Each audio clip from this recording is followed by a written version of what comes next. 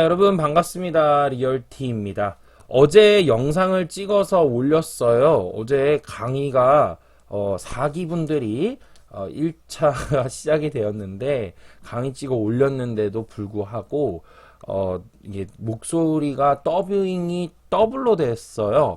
그러면서 이상하게 돼버리는 바람에 영상을 바로 내렸습니다. 그래서 오늘 아침에 바로 다시금 준비를 하네요. 어제 제가 몸이 힘든데도 불구하고 여러분들께 영상을 꼭 제공드려야 되겠다라고 생각한 게 뭐냐면 바로 종합주가 지수가 크게 많이 무너졌기 때문이었어요. 완전히 뭐 2700 후반선에서 후반선에서 2700 초반선까지 무너졌기 때문에 상당한 쇼킹으로 여러분들이 많이 그랬을 것이라고 저는 보고 있거든요. 그래서 지금 많이 무너졌다, 많이 무너졌다 이렇게 보고 있는데 어제 제가 이제 말씀드렸던 게 어제 30분 봉상에서 이제 5일선이 돌아갔기 때문에 아무래도 혹시나 반등이 좀 올라올 수도 있다라고 이야기를 했는데 오전에 일단 반등이 좀 올라오는 모습이 보여지기는 하네요. 제 말이 뭐 맞았다 이렇게 얘기하기보다는 일단은 숨고르기가 조금 한 턴 보는 하고 있는 것이다 이렇게 말씀을 드리기 위함인 거고요.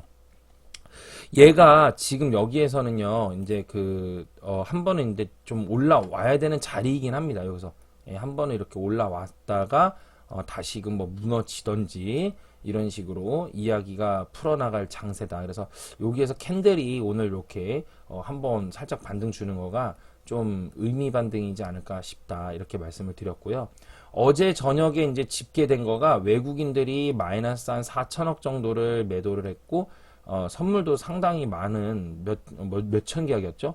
7천인가? 뭐 엄청나게 많이 매도를 했어요. 그래서 외국인들은 계속해서 중기, 단기, 중기 포지션을 하향 쪽을 밑으로 보고 있다. 이렇게 이제 말씀을 드렸고 개인들이 어제 5천억인가를 매수했죠. 4천억인가 5천억인가를 매수를 했는 걸로 기억을 하는데 개인들은 이제 좀 어제 많이 무너지니까 저점이라고 생각을 하거나 또는 물타기 전략이 이제 들어가게 된 것이죠. 근데 지금은 물타기 장세를 절대 해서는 안 되는 시장이다라고 말씀을 드렸거든요. 그래서 제가 주가에 대해서 계속 말씀드렸던 거가 여기에서부터 무너진다 해서 8월 달부터 계속해서 무너지면서 올라와도 얘는 무너지고 올라와도 무너지고 계속 말씀드렸죠. 올라와도 무너진다. 심지어 이게 롱 포지션으로 쭉 장기로 갔다가 이렇게 돼도 또 결국엔 또 무너진다.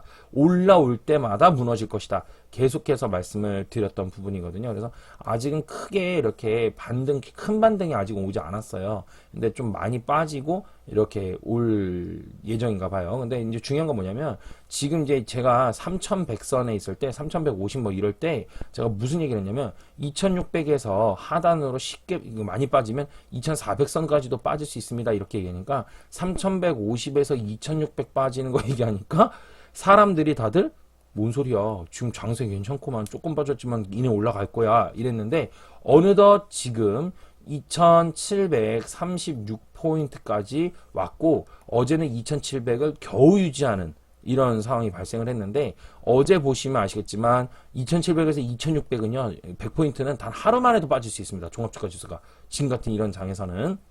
그래서 2600에서 2400선까지도 일단은 빠질 수 있는 경우의 수를 열어놔야 된다라고 말씀을 드렸고요. 제가 며칠 전에도 말씀을 드렸을 때 이미 1월 초 또는 뭐 그랬을 때도 아직 아니다 더 빠질 게 남아있다. 그러면서 제가 큰 그림이 있어서 아직 몇 개월은 더 빠져야 되고 아직 바닥 안 왔다. 더 빠져야 된다 했는데 계속해서 지금 계속 빠지고 있죠. 그래서 지금은 그러면은 며칠 지났는데 그렇게 말하고 나서 보름 정도 지났는데 리얼티쌤 이거 그러면 어떻게 되는 건가요? 더 빠집니다. 아직이에요. 아직 몇 개월은 더 빠져야 됩니다. 여기서 반등이 잠깐은 올 수 있어요. 반등이 잠깐은 올 수 있으나 이것이 그런 것이 아니다. 그래서 더 빠지게 된다. 이렇게 계속해서 좀 말씀을 드리고 싶어요.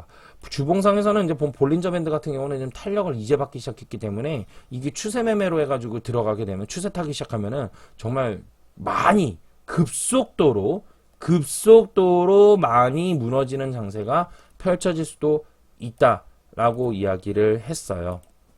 제가 부동산 지인에서 부동산 강의를 할 때 이제 주식하는 분들도 계시고 막 이랬거든요. 그래서 강사분들도 계셨어요. 강사분들 중에서도 좀 주식도 같이 이렇게 좀 이야기 저랑 같이 하고 이랬는데 제가 시장이 좋지 않을 것 같습니다 라고 말씀을 그때 당시에도 좀 드렸던 부분들이 있는데 결국엔 지금 장세가 결국 이렇게 무너졌잖아요. 그래서 투자에 있어서 바르게 알아야 된다라는 게 첫 번째고 그 다음에 두 번째는 경험입니다. 그러니까 물론 경험이 무조건 많다 해서 또 소위 장땡은 아니에요. 이거를 다시 한번 말씀드리지만 방향도 스킬도 제대로 알아야 된다. 이렇게 좀 말씀을 드리고 싶습니다. 그래요. 주식은 어쨌든 그렇고요. 부동산 같은 경우는요, 여러분. 오늘 신문을 요걸 한번 보도록 할게요. 송파 롯데캐슬 입주 한 달 새 뭐가 전세값이 1억 뚝 떨어졌다. 그래서 거여 쪽에 이제 뉴타운 얘기하는 거예요. 그래서 여기가 DSR 규제로 잔금 대출 막혔고 위례 신도시 입주까지 겹쳐서 잔금 급한 집주인들 대거로 매물이 나왔다. 이러면서 이제 매물이 막 쏟아져 나온다. 잔금이 급해졌거든.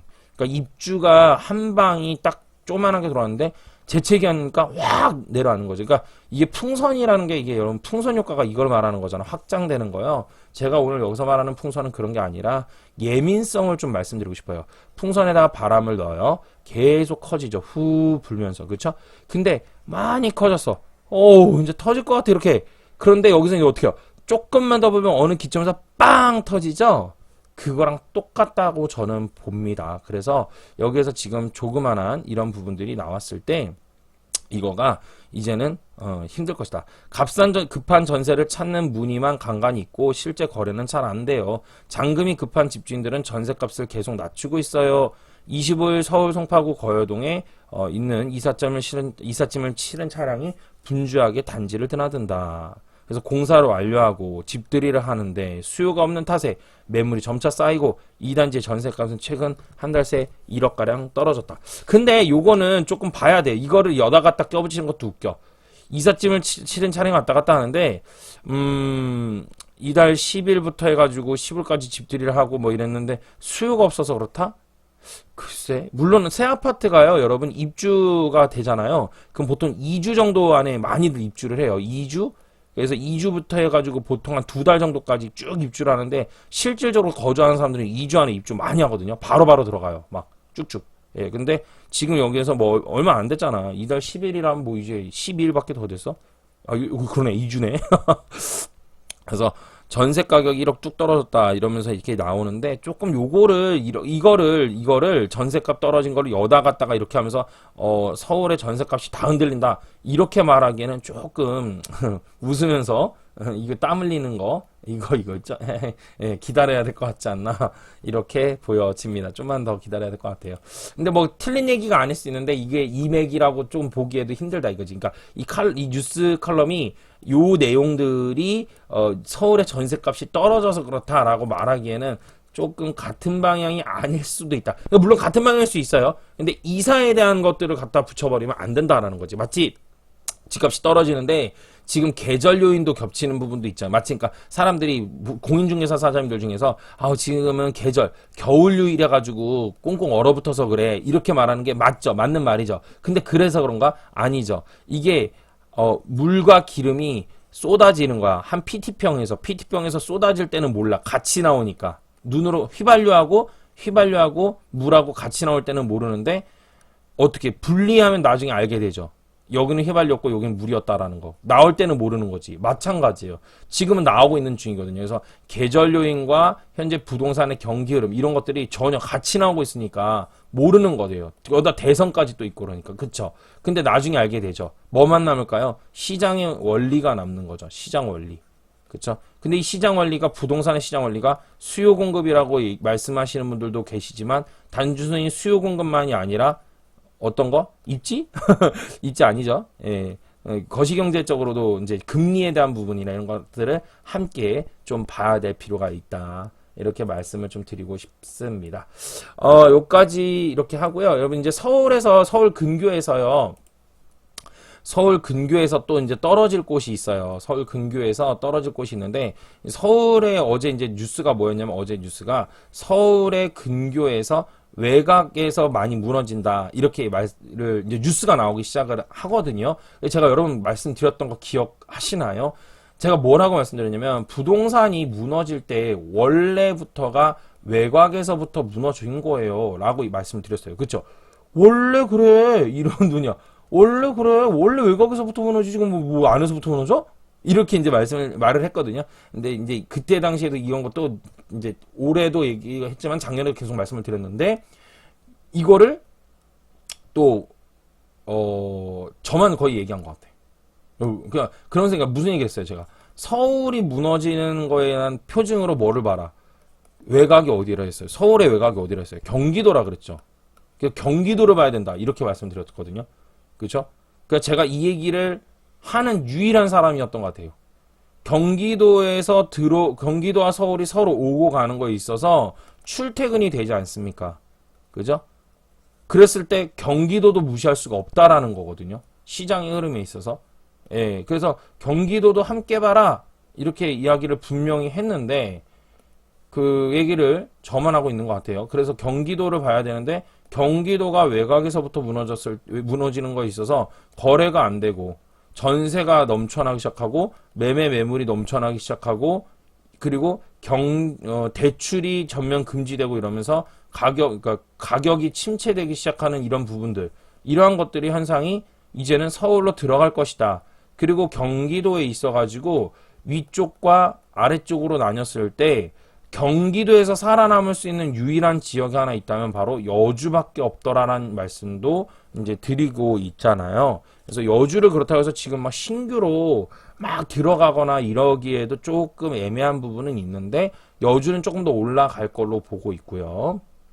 또 하나는 뭐냐면 일산, 그 다음에 남양주, 그 다음에 양주, 그 다음에 구리 이런데 특히 구리나 남양주나 뭐 의정부까지도 볼 수 있겠죠. 저 위에 이런 데까지도 했을 때 어떻다. 전반적으로 시장이 안 좋아지는 현상들을 여기를 보면서 알 수 있어야 된다라는 걸 말씀을 드렸거든요.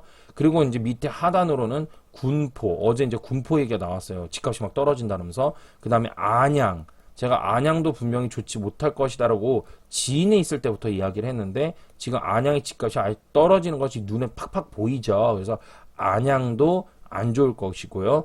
그 다음에 오늘 한 군데를 추가할 건데요. 여기에 있는 곳입니다. 바로 어디냐면 성남입니다. 성남. 분당이 있는 곳. 이곳도 지금 시작을 했습니다. 이제 분당, 성남도 무너지는 것이 보이게 될 것입니다. 양주 이야기했더니 난리가 났었죠. 제가 볼 땐 양주 카톡방 단체방에 아마 이 영상, 제가 찍는 영상이 공유가 됐던 것 같아요. 어느 정신 나간 놈이 양주 떨어진다라고 이야기를 한다. 미분양이 있대요. 키키키키 하면서 막 이렇겠지? 뭐 시나리오겠지만 근데 미분양 데이터를 볼 줄 아냐는 질문에는 답변들을 안 주시고 미분양 없다라고만 우기시면 제가 무슨 말을 더 해야 될지 모르겠어요. 저는 그런 데이터로 세종시 하락하는 것을 잡아냈고 대구도 잡아냈고 대전도 현재 흐름을 잡아내고 있고 그리고 여순광도 다 잡아낸 건데 예? 근데 똑같이 양주도 지금 그런 반응인들이 나타나고 있다는데 이분들은 그냥 아니라고 공부 다시 하라고 뭐 이렇게 얘기하면 그러면 제가 공부를 다시 하라고 하면 공부를 다시 할게요. 공부를 다시 할게요. 정말 겸손한 마음으로 공부를 다시 하는데 근데 제가 공부한 거가 틀리다 그러면 얘네는 어떻게 얘기를 할 수 있냐는 게 진심으로 좀 생각이 드네요. 그래서 좀 어이가 없어요. 좀 당황스러워요. 당황스럽죠. 어이보다는 당황스러워요. 진심. 예. 그래서 양주가 이렇게 본다면 무너질 텐데 그동안 이걸 제가 맞춘 거를 뭐 많잖아요. 그 증인들. 예, 근데 그렇다면 양주도 무너질 거고 이제 성남도 반응이 올 거고 그리고 외곽에서부터 이렇게 경기도가 무너지는 것들이 안으로 침투되면서 결국엔 서울의 장세도 건재하기에는 어려울 수 있다. 이렇게 말을 드릴 수밖에 없거든요. 그리고 제가 또 하나 말씀드렸죠. 서울의 아파트의 집값은 분명히 함께 봐야 되는 거가 수요 공급 가지고는 어린 반프런치도 없다라고 말씀을 드렸죠. 그러면서 뭐라고 말씀드렸냐면 경기와 함께 특히나 봐야 된다. 근데 그러면서 주식시장을 읽어낼 줄 알아야 되고 그러면서 부동산 시장을 읽어낼 줄 알아야 되고 그래서 이 두 개의 상관관계를 읽으면서 수도권의 지금 현재 시황을 읽어낼 줄 아는 사람이 이거를 할 수가 있다라고 말씀을 드렸어요. 그러면서 제가 얘기했던 게 리치고의 김기원 대표님이 그분이 나오셔가지고 영상을 이야기를 하고 이런 것들에 있어서 난 이분을 참 좋아한다. 왜냐면 이분도 주식을 알고 부동산을 얘기하더라. 그죠? 단 이분을 강의를 들은 적이 없어요. 그냥 이분이 뭐 이렇게 세미나 저번에 잠깐 올라온 거 그거 한 30분 정도 시청을 해봤고, 그리고 이분이 뭐 유튜브 나와서 얘기하시는 거 말씀하시는 걸 이렇게 들어보니까 좀 알아. 제가 뭐 이분은 평가하게 뭐 투자에 있어서 누가 선배인지 모르겠어요. 근데 이분이 좀 아시더라고요. 그래서 맞는 거야. 공감이 많이 돼요. 그래서 얘기를 했는데 어쨌든 뭐 그렇게만 얘기를 했죠, 제가. 그래서 이분 외에는 이거를 같이 함께 볼 수 있는 게 없다. 여러분들 있잖아요. 또 하나 거시경제를 공부하면서 우리가 그런 얘기 하잖아요. 금리를 낮추면 뭐 어떻게 된다? 주식이 오르고 부동산이 오르고 뭐 이런 얘기 하죠. 그쵸? 그러면 지금 와서 금리를 올리면 얘네는 떨어지는 거라고 말을 할 줄 알아야 되는데 기본이잖아. 뭐 거시경제적으로 시장이 다 돌아가진 않아요. 그죠? 그런데 이렇게 말할 수 있는데 이거가 지금 금리 인상한데도 불구하고 부동산이 올라간다라고 주장하는 거면은 이거 안 맞잖아. 더 웃긴 건 뭐야? 주식은 하락하고 있는데 부동산은 오르고 있다. 역대 금리를 인상해서 주식이 붕괴됐는데 부동산이 하락이 안 한 적이 없었어요. 다시 미국이 금리를 인상을 했어요. 2008년도 서프라임. 그죠? 과열장세였어요. 그때도. 금리를 조금 올리니까 어떻게 됐냐. 주식이 붕괴가 됐고 미국의 론 캐피탈, 모기지, 서프라임, 닌자론 대출에 의한 부동산이 하락을 했지 않습니까? 폭락가 난리였죠. 그쵸? 지금 2009년에 장세부터 해서 지금까지 12년 동안 금리를 지속 낮추고 동결했으며 코로나로 인해 가지고 계속해서 금리를 낮췄어요. 그런데 지금 와서 인상을 한대. 그렇다면 12년 만이면 그동안 경기가 다 살아났고 충분히 즐거웠잖아. 파티는. 그러면 부동산이 다운되는 건 당연한 거 아니겠어요? 그리고 이미 과열이고 부동산은. 이미 근로소득으로 접근할 수 없는 비정상적인 시장이잖아요. 지금. 그리고 그거가 대표적인 게 거래량이 그걸 말해주고 있고. 근데 이거가 계속 간다. 그렇다면 금리를 어떻게 해야 되지? 올리다가 내려야 되나? 어떻게 해야 되나? 왜 가지? 간다고 한다면 설사 간다 하더라도 상승폭은 매우 둔화되겠죠. 왜? 돈을 회수하니까. 테이퍼링 하니까. 그죠? 그런 부분들을 지금 간과해야 된다는 것이죠. 그래서 현재 그렇게 되는 건데 외곽에서부터 나타나는 현상 징조들을 보아하니 그렇게 된다. 지금 그럴 수밖에 없다. 이렇게 볼 수가 있다.